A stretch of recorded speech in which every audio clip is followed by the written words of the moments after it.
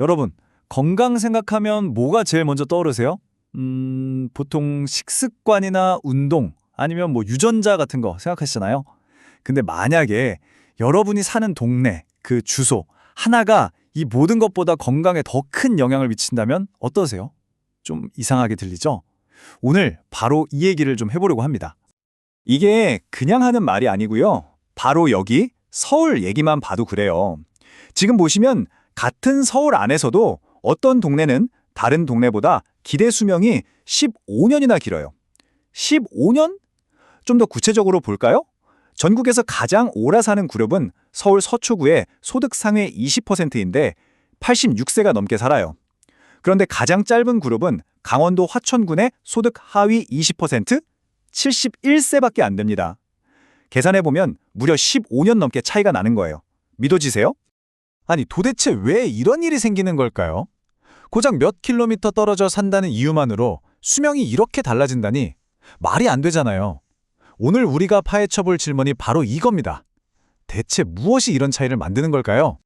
자, 이 미스터리를 풀려면요. 먼저 두 가지 개념을 좀 짚고 넘어가야 해요. 바로 건강 불평등이라는 것과 건강 형평성이라는 건데요. 들어보셨나요? 우선 건강 불평등부터 볼게요. 이건 되게 간단해요. 그냥 있는 그대로의 사실을 말하는 겁니다. 그러니까 사람들마다 또 그룹마다 건강 상태가 다르잖아요. 그 차이가 실제로 존재한다는 걸 보여주는 거예요. 예를 들어서 A 동네 기대 수명은 85세, B 동네는 75세다. 이렇게 딱 수치로 드러나는 객관적인 차이, 이게 바로 건강 불평등입니다. 반면에 건강 형평성은 조금 달라요. 여기에는 이게 과연 옳은가 하는 가치 판단이 들어갑니다. 모든 사람이 인종이나 돈, 사는 곳 이런 거랑 상관없이 누구나 다 건강할 수 있는 공평한 기회를 가져야 한다는 원칙인 거죠. 그러니까 불평등이 그냥 차이가 있다는 사실이라면 형평성은 근데 이 차이 이거 불공평한 거 아냐? 하고 질문을 던지는 거예요. 느낌이 좀 다르죠? 바로 이 그림을 보시면 그 차이가 확 와닿으실 거예요. 왼쪽이 평등인데 보세요. 그냥 똑같은 상작을 하나씩 줬어요. 근데 키 작은 사람은 여전히 안 보이잖아요.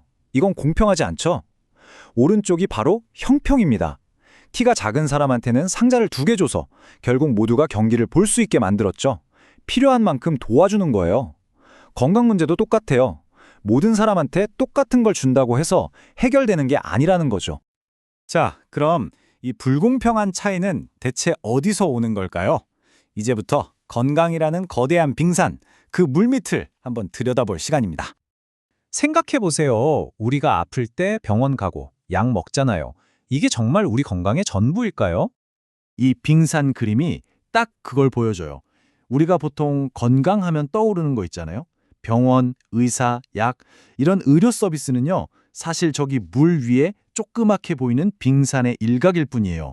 진짜 중요한 우리 건강을 좌우하는 거대한 부분은 저 물 밑에 숨어 있다는 거죠.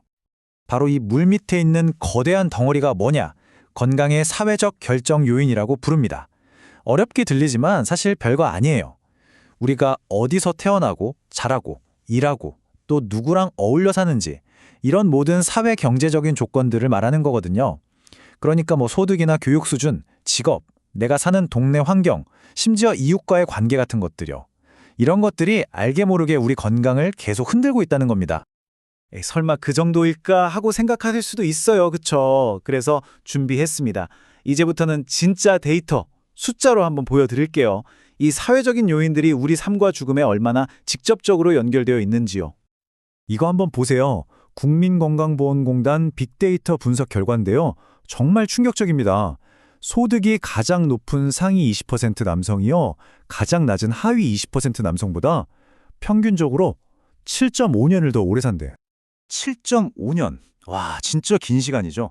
생각해보면 누군가는 그 시간 동안 대학을 졸업하고 첫 직장을 구하고 어쩌면 결혼해서 아이를 낳을 수도 있는 그런 시간이잖아요. 근데 이 시간이 단지 돈을 얼마나 버느냐에 따라서 갈린다는 겁니다. 정말 심각한 문제죠. 이번엔 좀 더 구체적으로 질병을 한번 볼게요. 자, 이건 서울의 암 사망률 데이터인데요. 정말 놀라운 게 같은 서울인데도 강북구는 10만 명당 거의 95명이 암으로 사망하는데 강남구는 71명이에요. 단지 어디 사느냐가 다를 뿐인데 암으로 죽을 확률이 이렇게나 차이가 나는 겁니다.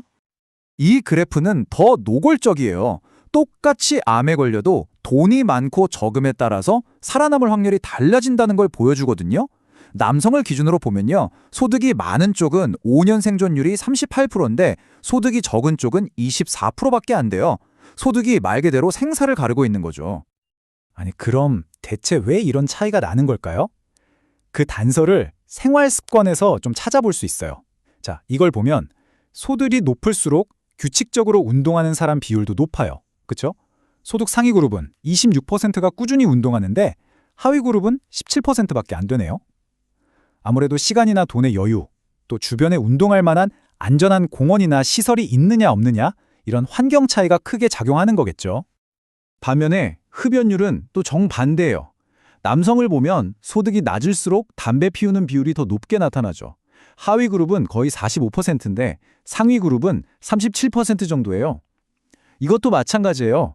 과도한 스트레스나 건강에 대한 정보 차이, 또 주변 환경 같은 것들이 복합적으로 영향을 미치는 겁니다. 자, 지금까지 쭉 보셨듯이 우리가 어디에 살고 또 얼마나 버는지가 우리 건강에 얼마나 큰 영향을 미치는지 데이터가 똑똑히 보여주고 있어요. 그렇다면 이 사실이, 이 불편한 진실이 우리 사회에 던지는 메시지는 과연 뭘까요? 핵심은 바로 이거예요. 이 모든 건강 격차는요, 절대로 개인의 의지나 노력 부족 탓이 아니라는 겁니다. 우연히 생긴 것도 아니고요. 이건 결국 우리가 만들어온 사회 시스템, 그러니까 교육이나 고용, 주거나 의료 같은 여러 정책들이 합쳐져서 만들어낸 결과물이라는 거죠. 시스템의 차이가 뭔지 이 슬라이드가 아주 극명하게 보여줍니다. 정말 위급한 순간에 30분 안에 응급실에 갈 수 있느냐 없느냐, 이게 생사를 가리잖아요. 서울에서는 100% 가능합니다. 그런데 강원도나 경상북도 같은 곳에서는 인구의 절반 이상이 30분 안에 응급실에 못 가요. 이게 바로 개인이 아무리 노력해도 바꿀 수 없는 시스템의 차이, 구조적인 불평등인 겁니다. 어디에 사느냐가 사느냐 죽느냐를 결정해서는 안 된다. 정말 오늘 우리가 나눈 이야기의 모든 게 이 한 문장에 담겨 있지 않나 싶어요. 사는 곳의 주소가 수명을 결정하는 사회는 절대로 건강한 사회가 아니겠죠. 결국 이 질문은 우리 모두에게 다시 돌아옵니다. 이런 격차를 그냥 어쩔 수 없는 거지 하고 받아들여야 할까요?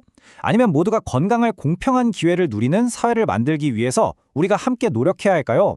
진정으로 건강한 사회란 과연 어떤 모습일지, 또 그런 사회를 만들기 위해서 나는, 그리고 우리는 무엇을 할 수 있을지 한 번쯤 깊이 생각해 보면 좋겠습니다.